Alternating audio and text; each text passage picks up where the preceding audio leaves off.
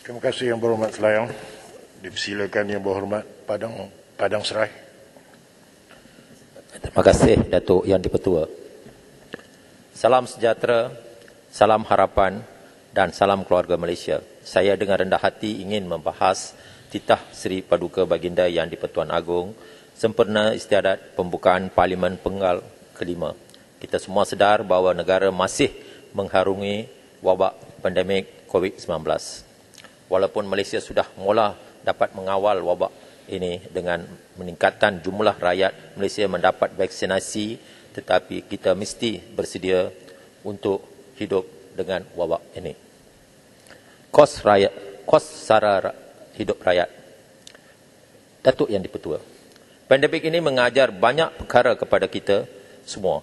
Pandemik ini menyaksikan bahawa sistem kesihatan kita belum cukup kuat dalam mendepani dugaan seperti ini di masa hadapan. Malah pandemik ini juga menunjukkan bahawa ekonomi negara jatuh terus dan banyak syarikat jatuh muflis di saat ini. Tetapi apa yang saya ingin berbangkitkan di sini, kos sara hidup rakyat. Kita dapat melihat berlaku ketidaktentuan dalam kenaikan harga terutama bagi barangan asas seperti ayam, minyak dan barangan keperluan harian yang lain. Apa yang mengecewakan saya adalah ketiadaan langkah efektif oleh kerajaan dalam menangani perkara ini. Dengan fasa pemulihan ekonomi rakyat, kenaikan harga barang ini sudah pasti akan membebankan rakyat. Saya mohon penjelasan daripada kerajaan mengenai perkara ini, terutama sekali mengenai apakah langkah jangka pendek dan jangka panjang yang telah dirancangkan dalam mengenai isu ini. Seterusnya saya ingin menyentuh mengenai kekurangan stok dan kenaikan harga bagi kit ujian sendiri di pasaran. Dan saya bersama pasukan saya telah membuat tinjauan mengenai perkara ini. Memang berlaku kekurangan stok kit ujian sendiri ini, malah harga ada mencecah hingga RM9 ke atas. Mohon penjelasan daripada kerajaan mengenai perkara ini. Apakah punca kepada perkara ini dan apakah langkah yang telah digerakkan oleh kerajaan dalam menyelesaikan perkara ini? Kit ujian sendiri adalah satu keperluan kepada rakyat dalam meneruskan hidup seperti biasa di saat pandemik ini. Tetapi jika harga naik hampir 2 kali ganda, sudah pasti ini akan memberi beban kepada rakyat.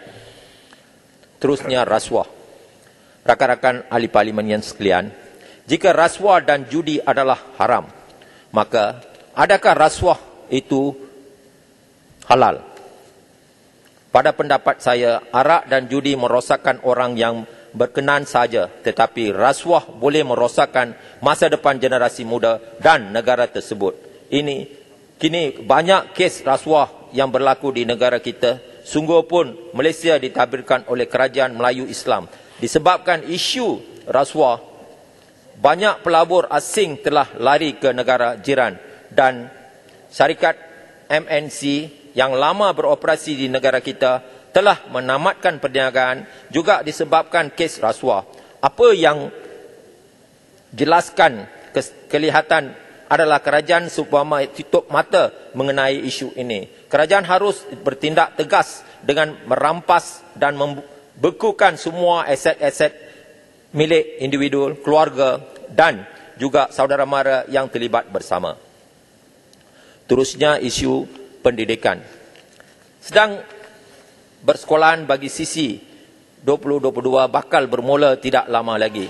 Jika kes COVID melonjak dan kluster pendidikan semakin meningkat, adakah kerajaan bercadang untuk melaksanakan PDPR seperti mana yang telah dilaksanakan sebelum ini? Ramai pelajar yang hilang minat untuk hadir ke sekolah selepas sekian lama mengikuti PDPR. Apakah tindakan kerajaan dalam menarik balik minat pelajar untuk hadir ke sekolah dan mencapai sifar penting? Keperluan pekerja asing.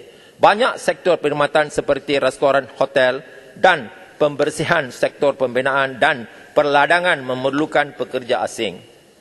Kerajaan perlu memberi perhatian dalam isu ini. Jika tidak, banyak restoran-restoran yang terpaksa menggulung tikar kerana kekurangan tenaga kerja. Ekonomi negara juga boleh terjejas kerana isu ini.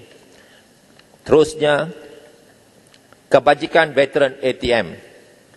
Datuk Yang di-Pertua, semasa titah baginda Yang di-Pertuan Agong ada disebutkan mengenai kebajikan golongan veteran yang selalu dilupakan oleh pihak kerajaan. Yang di-Pertua Agong adalah pemerintahan tertinggi di Malaysia telah menyebut tentang kebajikan golongan veteran ini, maka apakah lagi yang kerajaan ingin menyatakan terhadap perkara ini? Saya mewakili veteran ATM telah beberapa kali menyuarakan isu penyelarasan pencen di mana perbezaan antara pencen lama dan pencen baru amat ketara. Saya sentiasa mendengar keluhan dari golongan veteran yang masih menerima pencen lama tentang bila kerajaan akan membuat penyelarasan pencen. Saya amat berharap pihak kerajaan akan mengambil satu keputusan dengan segera. Selain itu, kebajikan veteran yang tidak berpencen juga harus diutamakan. Pasti ramai yang tertanya-tanya mengapa ada veteran yang tidak mempunyai pencen dan apa puncanya.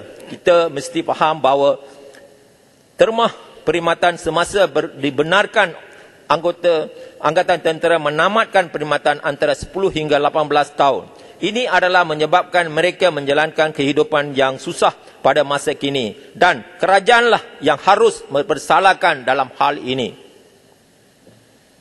Selain itu, saya juga ingin memberitahu bahawa elon pingat jasa Malaysia masih belum diperluhi dan ini melibatkan 121,816 veteran yang berhak menerima allowance ini, tetapi hak mereka diabaikan begitu sahaja.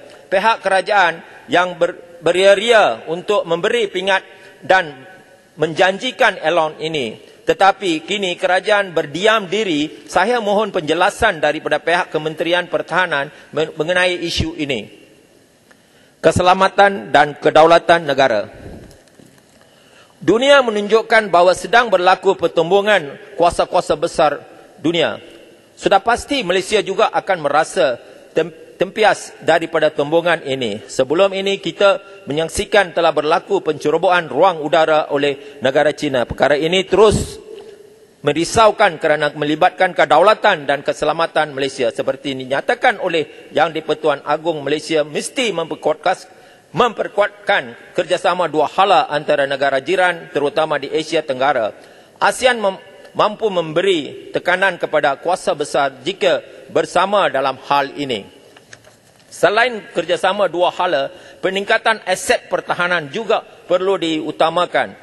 Malaysia mesti fokus dalam penggunaan teknologi baru ketenteraan bagi tujuan pertahanan.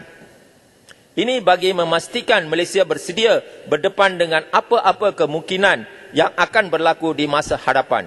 Saya juga ingin menyontohkan mengenai pendidikan dan teknologi ketenteraan negara. Malaysia kena bermula untuk meningkatkan pengeluaran teknologi ketenteraan tersendiri dalam kekurangan bergantungan kepada negara luar dalam perolehan alat-alat ketenteraan. Kesimpulan, Yang di-Pertua dan ahli-ahli Dewan sekalian, kita mesti jelas bahawa tahun 2022 merupakan titik tolak dalam keberjayaan kerajaan dalam menangi pandemik dan memulihkan ekonomi negara. Maka, pelbagai persoalan perlu dijawab oleh kerajaan agar kami jelas dengan langkah akan diambil oleh kerajaan. Terdapat keperluan untuk semua perkara yang disuarakan oleh saya diambil serius dalam memastikan setiap polisi atau langkah yang dibuat oleh kerajaan akan beri manfaat secara maksimum kepada rakyat Malaysia. Saya ingin mengakhiri ucapan saya dengan sebuah pantun. Naik kereta hendak ke Pekan, pergi bersama dengan rakan. Kepentingan politik perlu diabaikan. Kesejahteraan rakyat harus diutamakan. Dengan ini, Padang Serai menyokong titah ucapan Seri Paduka Baginda Yang di-Pertuan Agong. Terima kasih, Datuk Yang di-Pertua. Terima kasih Yang Berhormat Padang Serai.